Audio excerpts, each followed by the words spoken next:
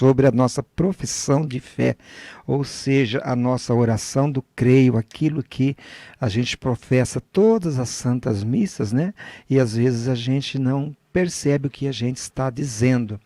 Então, o credo tem 12 artigos, eu trago hoje aqui a partir do 6º artigo, que diz o seguinte: subiu aos céus, está sentado à direita de Deus Pai Todo-Poderoso.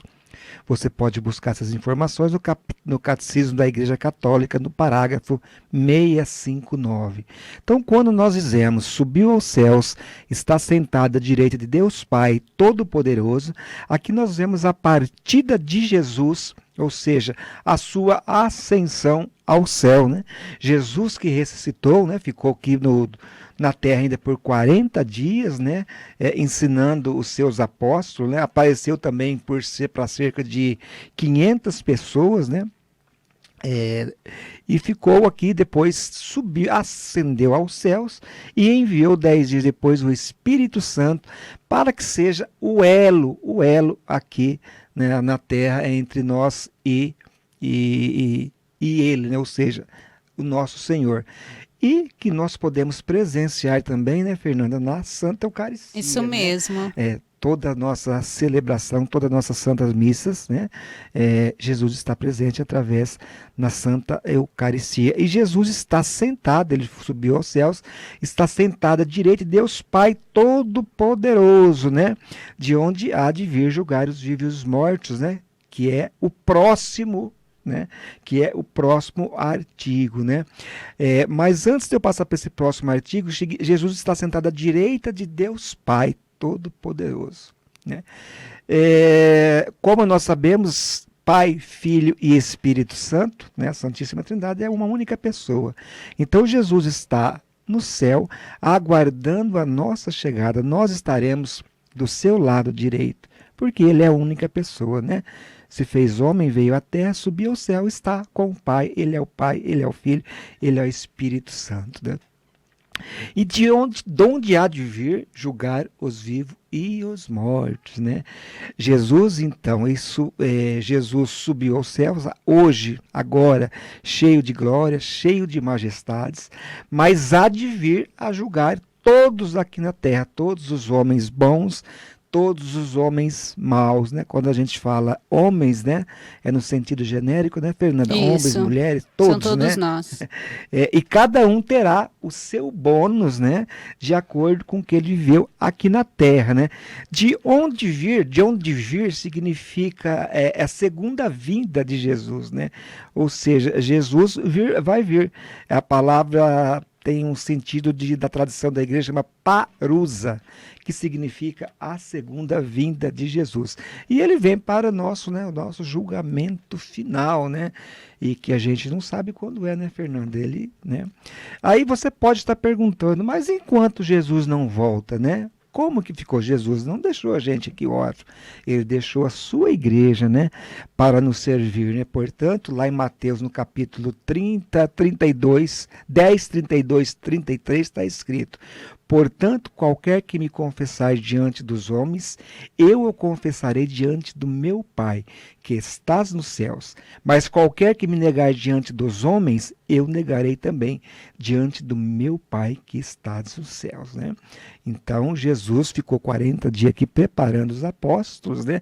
E deixou a sua igreja, edificou a sua igreja sobre Pedro, para que a gente possa vivenciar o caminho que ele nos deixou aqui e ganhar a santificação, que é a vida eterna. O 8º artigo está: creio no Espírito Santo, né? Aqui vemos que, igual o Pai ao Filho, é a mesma pessoa, né? Ou seja, né, Jesus não nos deixa para trás, ele manda o Espírito Santo. A gente sabe que os principais mistérios da vida de Jesus, né, se realizaram através do Espírito Santo, né, Fernanda? Sim. E, como eu disse agora há pouco, é o grande elo entre o céu e a terra, é o Espírito Santo, né? Vinde, Espírito Santo, enchei os corações dos vossos fiéis. Então, o Espírito Santo. Então, ele envolve a cada um de nós, ajudando-nos a viver plenamente como os verdadeiros responsáveis pela nossa própria fé. O Espírito Santo está aqui, né? O Espírito Santo tem o símbolo de uma pomba branca de paz, né? Então, para que você busque o Espírito Santo, para que você chega até Deus, né? É a terceira pessoa da Santíssima Trindade que tem, a partir dos seus dons, ele vivifica todos aqueles que busca a inspiração através do Espírito Santo. E agora vamos para o 9º artigo, que é: creio na Santa Igreja Católica e na comunhão dos santos. Eu vou fazer em duas passagens aqui, Fernanda. Creio na Santa Igreja Católica, né? Aqui, a igreja fundada por Jesus Cristo e assistida pelo Espírito Santo, ou seja, é a união de todos os batizados na única igreja que Jesus nos deixou, né? Uma comunidade que busca ser fiel ao Senhor e à sua vontade, né? Por quê? Porque assim a gente está buscando a salvação. A igreja deixada aqui por nós, por Cristo, para todos os homens, né? É através dela que nós buscamos a conhecer Jesus Cristo. Como a gente sempre fala aqui, né, Fernanda? Aquilo que a gente não conhece, a gente não sabe dizer se gosta ou se não gosta. Então, Verdade. através da sua igreja, né, nós também buscamos conhecer a Jesus Cristo. Muitas vezes a gente ouve pessoas dizer que que adianta eu ir à igreja, rezar e fazer tudo errado? Tem até uma música com essa frase, né? É melhor eu não ir na igreja ao invés de eu ir na igreja e fazer essas coisas erradas. Eu digo que não, mas isso é uma opinião minha, né? Eu acho que assim como nós todos erramos todos os dias, né, Fernanda? Imagina se a gente não fosse a igreja. Imagina. Então essa história de não adianta ir à igreja, rezar e fazer tudo errado, isso é hipocrisia pura. Adianta sim ir na igreja, porque nós já falamos aqui que os pecados pequenos, né, no ato penitencial nos servem para libertar, para encontrar com Cristo na Santa Eucaristia, né? E os pecados mais graves você tem que ir para o ato do sacramento da penitência, né? Então é isso. E creio na comunhão dos santos, né? Aqui vemos a palavra comunhão, união, que tem, seja, a união de todos os santos. A palavra santos é usada por São Paulo para indicar os cristãos que eram consagrados a Deus, né? Por quê? Porque os consagrados a Deus pertenciam àquela igreja. E olha, Fernanda, é importante aqui a gente ressaltar uma situação que são 3 tipos de igreja que nós temos, né? A igreja católica. A igreja militante, essa igreja é aquela que está em peregrinação, ou seja, essa igreja que nós estamos vivendo aqui hoje, né? Nós estamos peregrinando, nós estamos participando dessa santa igreja que Jesus nos deixou. Então essa é a igreja militante. Nós temos a segunda igreja, que é chamada de igreja padecente. Significa aqueles que estão na purificação, ou seja, estão no purgatório. Lembra que Jesus desceu às mansões dos mortos e ressuscitou, né? Naquela época, os que morreram não tinham alcançado a vida eterna ainda. Hoje, Jesus já mudou a partir da sua morte, mas as pessoas passam pelo purgatório. Então, a igreja padecente são as pessoas que estão na purificação do purgatório. E a igreja triunfante, que é aqueles que já passaram, né?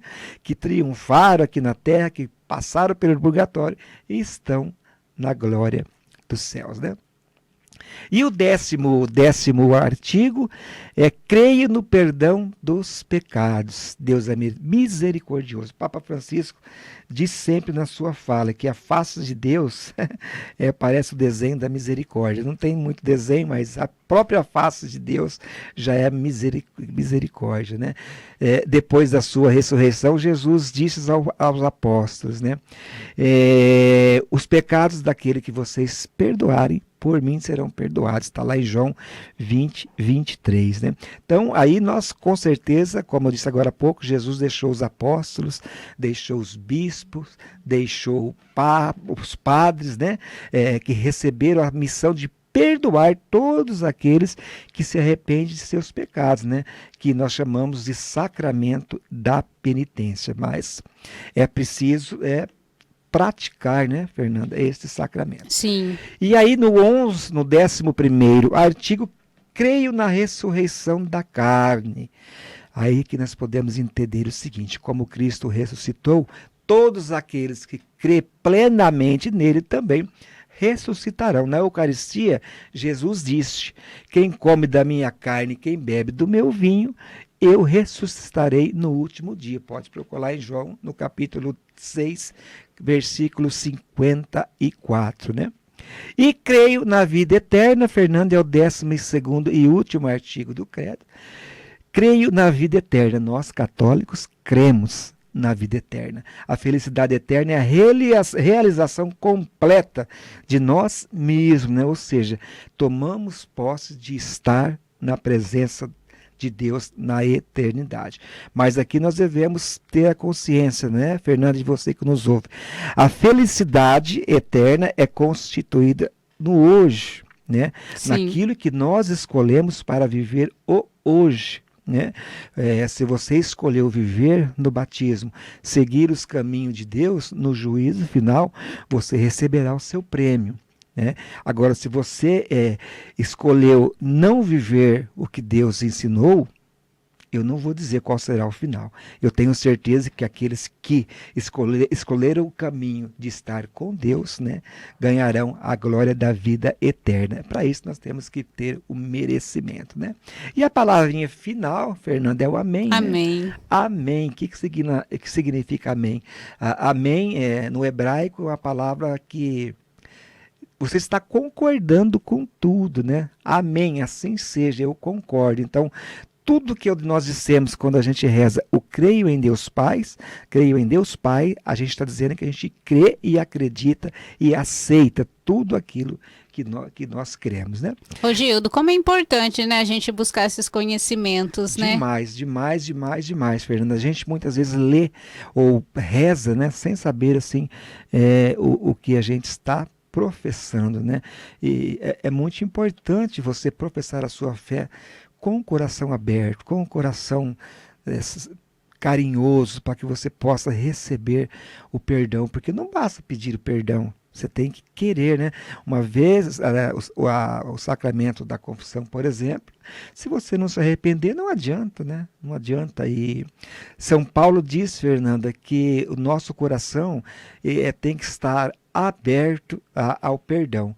Se o nosso coração não estiver aberto ao perdão, a boca não pode pedir o perdão. Olha aí. Então o coração abre, o coração arde em fé, e aí você abre a boca e procura, né, o sacramento da penitência e diga perdão. Que aí, quando nós formos crer na ressurreição do carne, nos perdão dos pecados ou remissão dos pecados. A remissão dos pecados significa que nós estamos abrindo a nossa boca para pedir o perdão. Nós estamos pedindo para Deus o perdão dos pecados, a remissão dos nossos pecados. E Deus perdoa, Ele nos perdoa e diz assim: eu te perdoo das tuas falhas, vai e não erres de novo. Não erres novamente. Não erres novamente. Então, Gildo, é isso aí, Fernanda, o credo que nós temos que professar com o coração aberto para que a boca possa dizer dignamente que você crê.